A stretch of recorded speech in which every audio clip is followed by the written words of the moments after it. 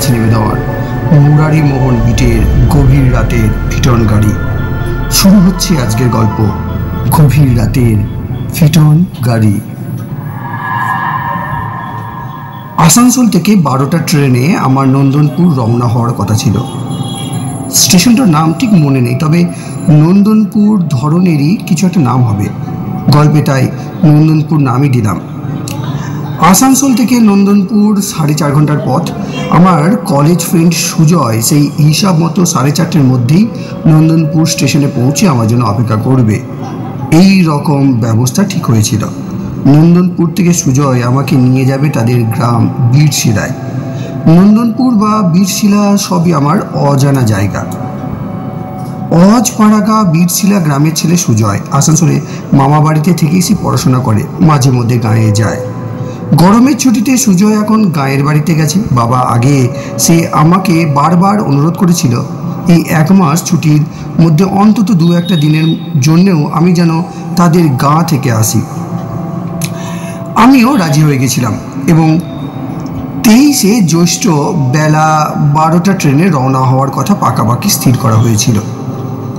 Nandanpur station থেকে বীরশিলা অনেকটা পথ। সাইকেল রিক্সা করে গেলে আধ ঘন্টা লাগে। অবশ্য পিচ ঢালা রাস্তা হলে আধ ঘন্টা লাগতো না, মেঠো পথ বলেই অত সময় লাগে। ট্রেনের সময় ছাড়া স্টেশনে রিক্সা থাকে না, তাও 2-3 দিন, খানার বেশি নয়। কারণ এখানে প্যাসেঞ্জার যা নামে সংখ্যায় তার নিতান্ত নগণ্য। আবার যে কজন বা নামে তাদের মধ্যে রিক্সায় যাওয়ার লোক থাকে আরও কম। বেশিরভাগ লোক হেঁটেই যাওয়া আসা করে।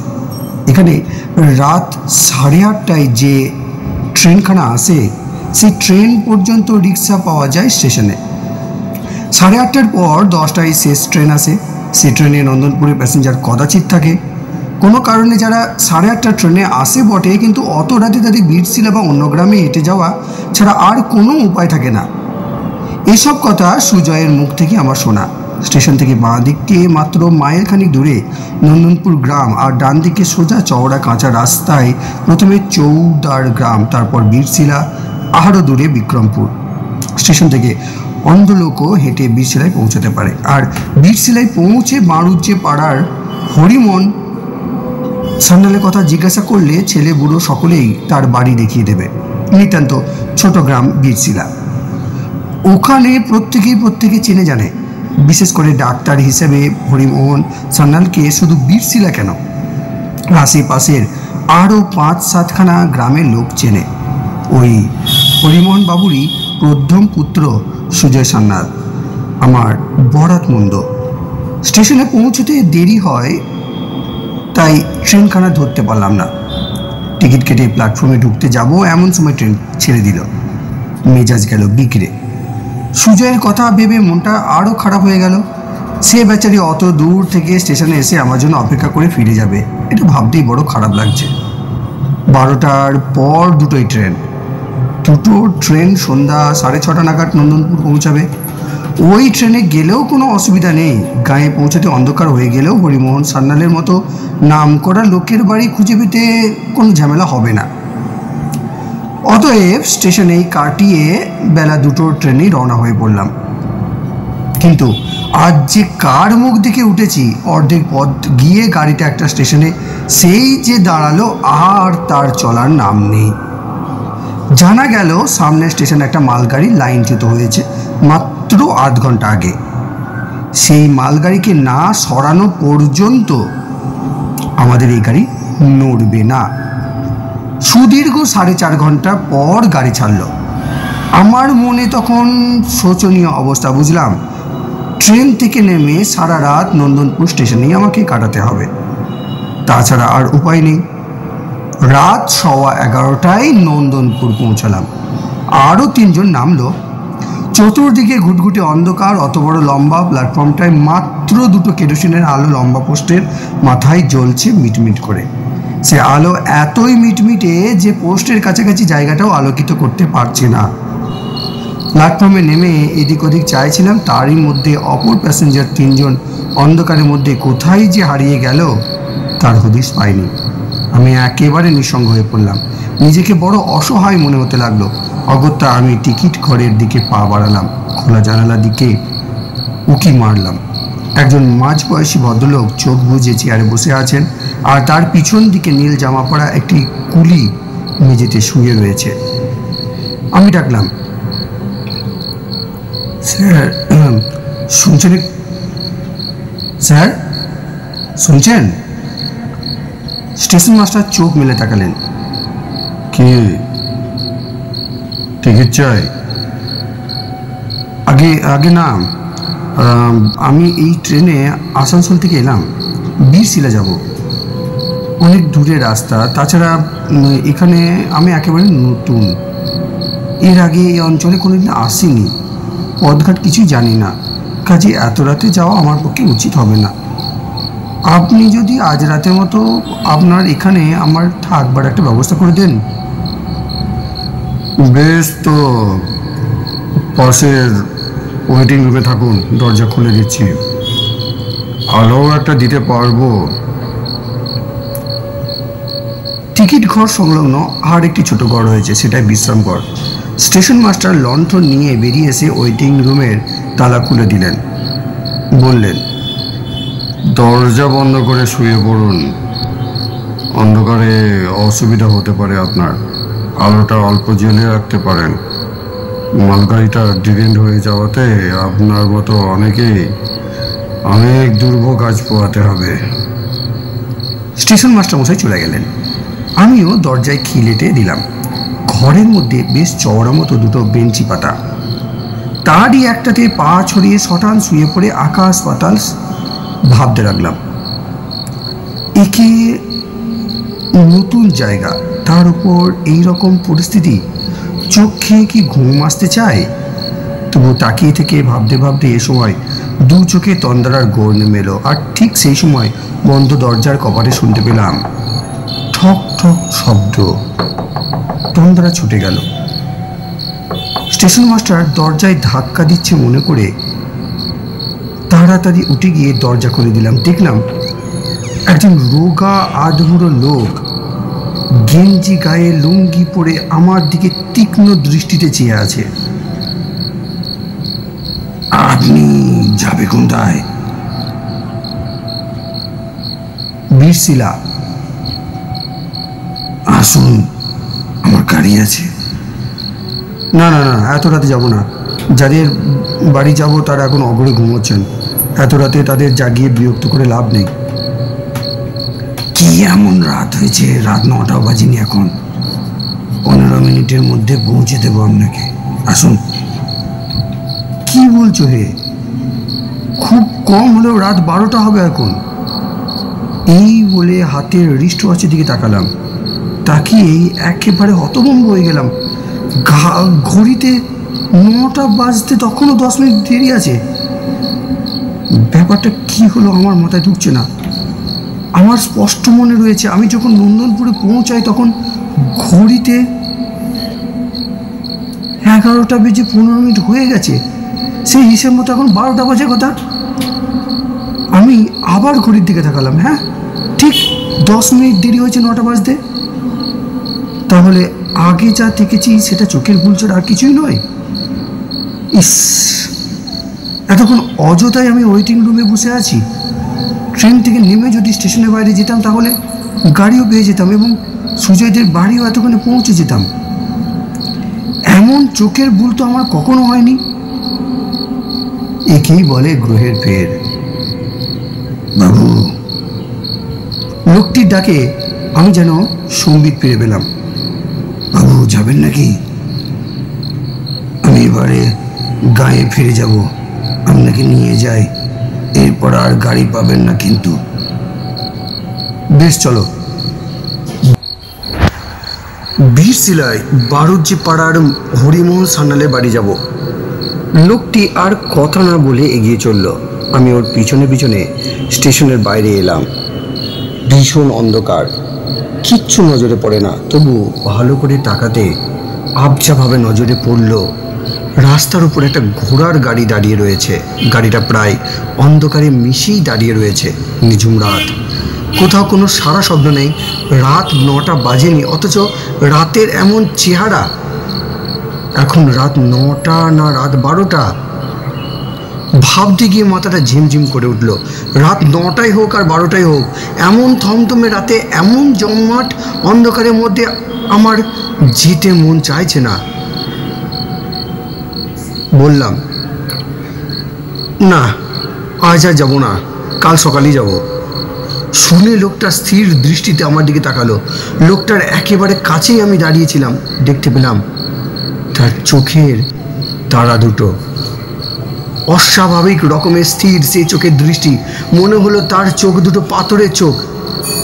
এ কেমন চোখ, এ কেমন চাহনি! আমার বড়ই অস্বস্তি মনে হতে লাগলো। কেন শুধু সারা রাত এখানে কষ্ট করে পড়ে রইবেন? আমরা ততক্ষণে গাড়িটার কাছে এসে দাঁড়িয়েছি। দেখলাম ওটা একটা ফিটন গাড়ি। ঘোড়াটাও খুব তেজি, কিন্তু ঘোড়াটা এমন স্থির হয়ে দাঁড়িয়ে রয়েছে, ওটাকে জ্যান্ত বলেই মনে হচ্ছে না। মনে হচ্ছে একটা মরা ঘোড়াকে দাঁড় করিয়ে রাখা হয়েছে। ঘোড়াটা নড়ে চড়ে গাড়িটা টানবে বলে বিশ্বাস করা যাচ্ছে না।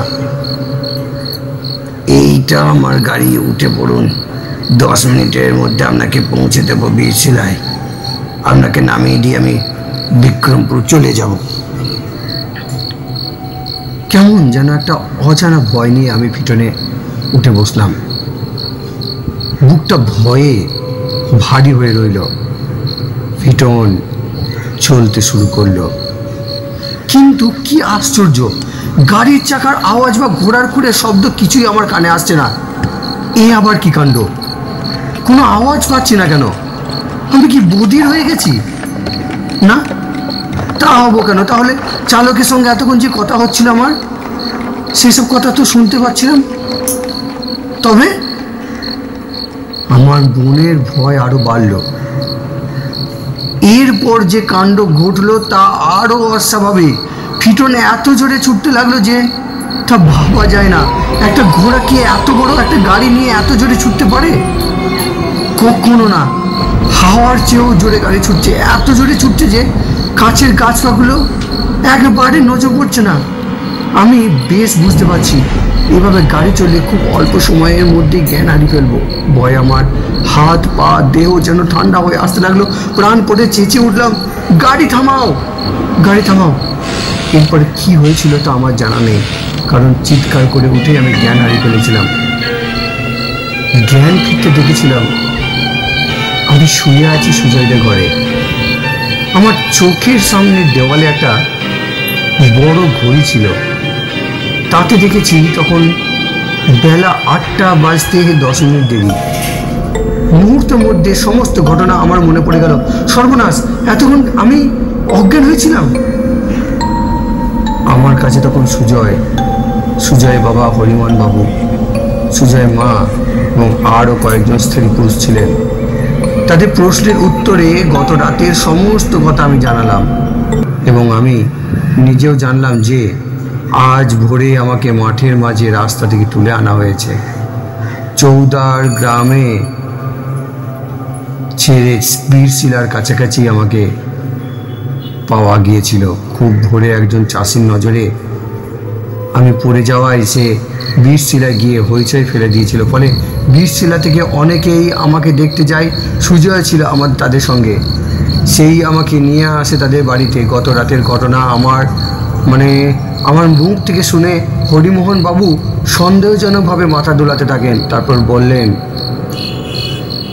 আমার মনে হচ্ছে সেই বিক্রমপুরের জমিদারের ব্যাপার। কাল কত তারিখ ছিল? 23শে জ্যৈষ্ঠ না? হ্যাঁ, সেই তারিখে আরো 3বার এই ধরনের ঘটনা ঘটেছে শুনেছি। 23শে জ্যৈষ্ঠ তারিখেই বিক্রমপুরের জমিদার মশাই ছিলেন অবঘাতে মৃত্যু হয়েছিল না বাবা? কি ব্যাপার জ্যাঠামশাই? হরিমোহন বাবু বলতে লাগলেন। প্রায় বছর 20 আগেকার কথা। আমাদের গ্রামে 3 মাইল দূরে দক্ষিণে বিক্রমপুর গ্রাম আছে। সে সময় ওই গ্রামের জমিদার ছিলেন রায় বাহাদুর নেহারেন্দ্র চৌধুরী। তার বয়স তখন 65 বছর হবে। স্ত্রী বনলতা অনেকদিন আগেই দেহ রক্ষা করেছেন। একমাত্র পুত্র সঞ্জীব চৌধুরীর বয়স তখন 35 বছর। এই পিতা পুত্র ছাড়া ওই বাড়িতে থাকতো নেহারেন্দু বাবুর ছোট ভাই শিবশঙ্কর এবং তার স্ত্রী ও 5 ছেলে মেয়ে। এছাড়া থাকতো নেহারেন্দু বাবুর এক বিধবা বোন, এক ভাগ্নে আর কয়েকজন দাস দাসী, রাঁধুনি, বামুন ইত্যাদি। বিয়েটা করার দিকে সঞ্জীবের কোনো ঝোঁক ছিল না, বরং বিয়ে করবে না বলেই সে মনে মনে স্থির করে রেখেছিল। নেহারেন্দুবাবু মাঝে মাঝে ছেলেকে বিয়ে করার কথা বলতেন বটে, কিন্তু তেমন জোর দিতেন না। কিন্তু তার বয়স যখন 65 হলো, যখন তিনি বুঝলেন যে তিনি আর বেশি দিন বাঁচবেন না, তখন ছেলেকে বিয়ে করার জন্য খুব পীড়াপিড়ি করতে লাগলেন। কারণ একমাত্র ছেলে সঞ্জীব, সে যদি বিয়ে না করে তাহলে সংসারটা নষ্ট হয়ে যাবে। সঞ্জীবের মৃত্যুর পর এই সংসারে আর কেউ থাকবে না। যাই হোক, বাপের বারবার অনুরোধ শেষ পর্যন্ত সঞ্জীব বিয়ে করতে রাজি হলো এবং বিয়ে ঠিক হয় কাঞ্চনগড় গ্রামের জমিদার কন্যার সাথে। সঞ্জীবের বিয়ে হয়েছিল 22শে জ্যৈষ্ঠ। 23 তারিখে বউকে নিয়ে এসে কাঞ্চনগড় থেকে বৈকালে ট্রেনে রওনা হয়েছিল। ট্রেনে নন্দনপুর 1 ঘন্টার পথ। ভেবেছিল 6:30টার মধ্যে নন্দনপুর পৌঁছে আলো বাজনা করে জাঁকজমক সহকারে সে বিক্রমপুর যাত্রা করবে। হরিমোহন বাবু বলে চলেছেন, কিন্তু তোমার ভাগ্যে যা ঘটেছে, সঞ্জীবের ভাগ্যেও সেদিন তাই ঘটেছিল। পথিমধ্যে ট্রেন অ্যাক্সিডেন্ট হওয়ায় নন্দনপুর তারা এসে পৌঁছলো রাত 11টায়। স্টেশনে আলো বাজনা এবং তাদের নিজস্ব ফিটন গাড়িটা সুসজ্জিত অবস্থায় তাদের জন্য অপেক্ষা করতে লাগলো। যাই হোক, বর বউ ফিটনে উঠে যাত্রা শুরু করলো। রাত নিশুতিও হয়ে গেল, কিন্তু নিশুতি হয়ে গেলেও বাজনা আলোর বাহার দেখার লোক কেউ জেগে না থাকলেও যথারীতি বাজনা বাজিয়ে আলো সাজিয়ে ফিটন ধীরে ধীরে অগ্রসর হতে লাগলো। শেষ হলো আজকের 2য় পর্ব এখানে।